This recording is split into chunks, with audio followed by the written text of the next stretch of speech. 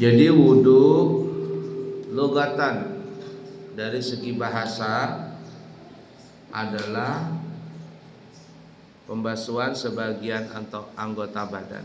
Jadi kalau membasuh sebagian anggota badan itu disebut wudu. Kalau semua badan disebut apa namanya?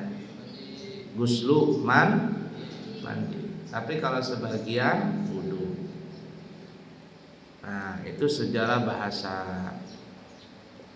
Wa syar'an, apa yang dimaksud dengan syara'? Lanjut dulu baca. Wudu diambil dari kata al-wada'ati. Ya. Yang mempunyai arti bagus. Nah, jadi arti dari segi makna wudu tadi itu wada'ah, artinya bagus atau indah. Ya. Wada'ah bagus, indah, bercahaya. Lanjut. Sedangkan secara syarak adalah nama basuhan anggota badan tertentu dengan niat tertentu dan cara tertentu. Nah, jadi yang disebut wudu wa syar'an dalam pandangan syariat, ghuslu a'dha'il makhsusah biniyatin makhsusah wa kaifiyatin makhsusah. Disebut wudu itu dari ilmu syara' adalah membasuh anggota yang khusus. Berapa anggota wudu? Anggota wudu yang kena air berapa? Berapa? Kalau 6 itu rukun. Kalau anggota yang wajib kena air berapa? 4. Yang pertama wajah atau muka. Yang kedua tangan, 2 tangan sampai siku. Yang ketiga ini buka, ini orang pemalas, ini buka. Yang ketiga apa? Kepala. Yang keempat 2 kaki sampai mata kaki. Itu yang wajib. Ya, telapak tangan wajib, sunnah. Hidung sunnah, mulut sunnah, telinga sunnah. Jadi anggota wudu yang kena air wudu berapa? 4. Itu yang disebut ghuslu a'dha'il makhsusah, membasuh anggota yang khusus. 4 anggota badan, jangan pelangap-pelangap.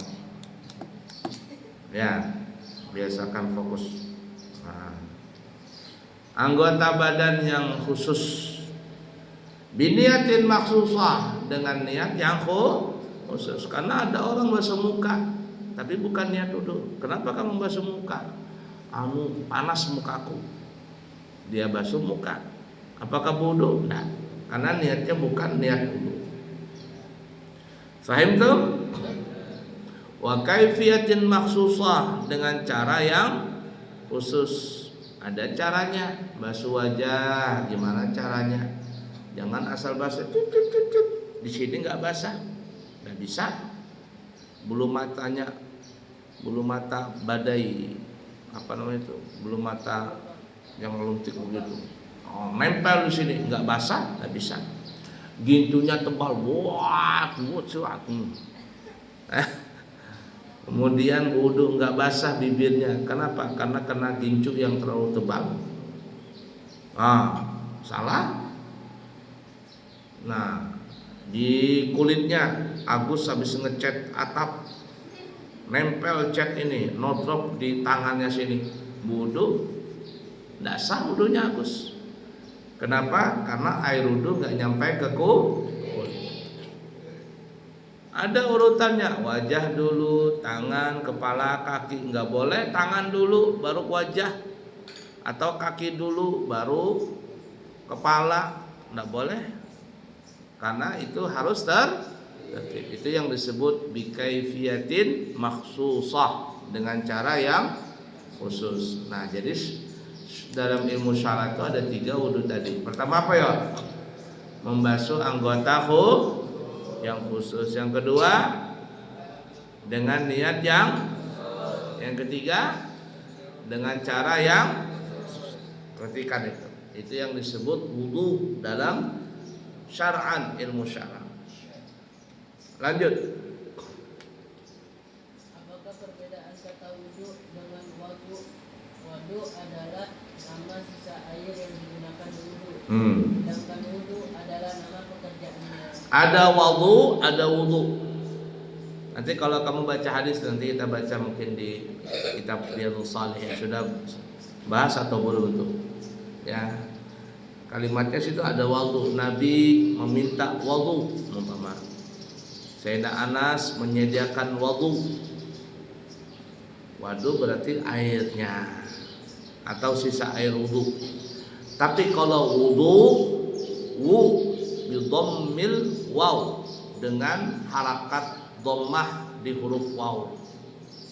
Wu itu namanya perbuatannya, pekerjaannya, basuh wajah, basuh tangan, usap kepala, basuh kaki, itu namanya wudu. Tapi kalau waw, wa bi fathil waw, dengan harakat fathah di huruf waw, wudu, itu namanya airnya, air wudunya. Fahimtum? Lanjut. La ilaha illallah. Keutamaan wudu diriwayatkan dari baginda Nabi Muhammad sallallahu alaihi wasallam. Beliau bersabda, la yusbihu abadun al-wudu'a illa ghafarallahu lahu ma taqaddama min dhanbihi wa ma ta'akhkhara. La yusbiqu 'abdun al-wudu'a illa ghafarallahu lahu ma taqaddama min dzambihi wa ma ta'akhkhara. Apa artinya? Tidak ada seorang hamba yang menyempurnakan wudunya kecuali diampuni dosa-dosa yang telah dan belum ia lakukan. Yang telah dan belum ia lakukan. Hadis riwayat Al-Bazzar. Nah, jadi ada orang wudu sempurna, membasuh dua telapak tangan, berkumur-kumur, masukkan air ke hidung, membasuh wajah 3 kali liput, membasuh tangan sampai sikut sempurna, usap kepala sempurna, telinga sempurna, basuh kaki sempurna, lalu berdoa. Asyhadu an la ilaha illallah wahdahu la syarikalah wa asyhadu anna Muhammadan abduhu wa rasuluh. Allahumma ja'alni minat tawwabina waj'alni minal mutatahhirin waj'alni min ibadikas salihin. Bukan waktunya nulis apa yang ditulis.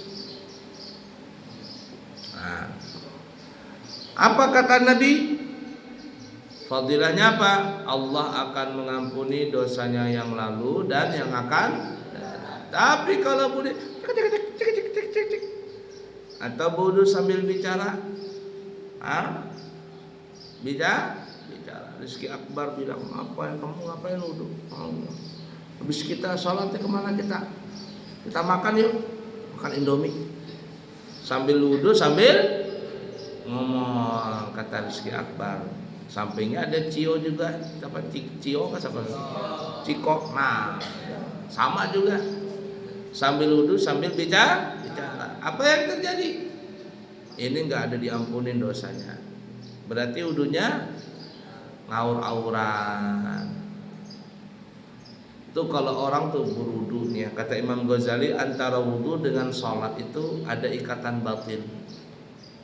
Kalau orang tuh wudu khusyuk, wudunya tenang, wudunya nggak tergopok-gopok, fokus dia wudu, nggak pelangap-pelongo ya. Wudunya fokus, maka sholatnya khusyuk.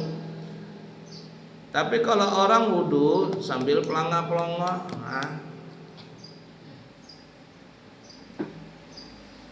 apa-apa, dia sholat pelangap-pelongo. Itu tuh. Jadi kata Imam Ghazali, antara wudu dengan sholat itu ada ikatan. Kalau wudunya khusyuk, wudunya sempurna, sholatnya bagus.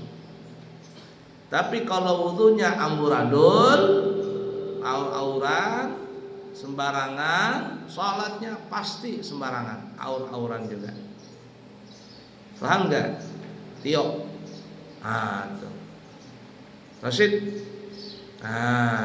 Kalau wudunya sembarangan, salatnya pasti sembarangan, pasti itu. Jadi kalau kamu tuh merasa salatnya nggak khusyuk, salat ngantuk, salatnya matanya kemana kemari, ya itu berarti wudunya nggak sempurna. Jadi sempurnakan wudu, maka Allah akan mengampuni dosanya orang itu yang lalu dan yang akan datang. La ilaha illallah. Lanjut. Beliau juga bersabda, as-salatu khairun mawdu'un wa la yuhafizu 'ala al-wudu'i illa muslim. Nah, lanjut. Salat adalah ketetapan yang baik, yang terbaik, dan tidak akan menjaga wudu kecuali orang muslim. Nah, salat itu adalah mawdu'un, ketetapan yang baik. Sudah paten, sudah. Salat itu pasti baik. Dan tidak ada seorang yang menjaga wudunya kecuali orang beriman. Jadi orang yang jaga wudu, mau jalan berwudu, mau tidur berwudu, tidak lepas wudu, wudu terus, wudu terus. Ya Rasid. Kemana-mana wudu, ke sana wudu, ke sini wudu. Orang yang bisa yuhafizul wudu, orang yang bisa menjaga wudu itu adalah orang beriman, imannya kuat. Tapi kalau sering nggak berwudu, berkemah nggak berwudu, pacaran nggak ada wudu, baris berbaris nggak berwudu, teriak, jadi serigala. Nggak bodoh juga. Ya. Siapa kita? Siapa kita? Wow. Nggak bodoh. Jadi King Kong dia.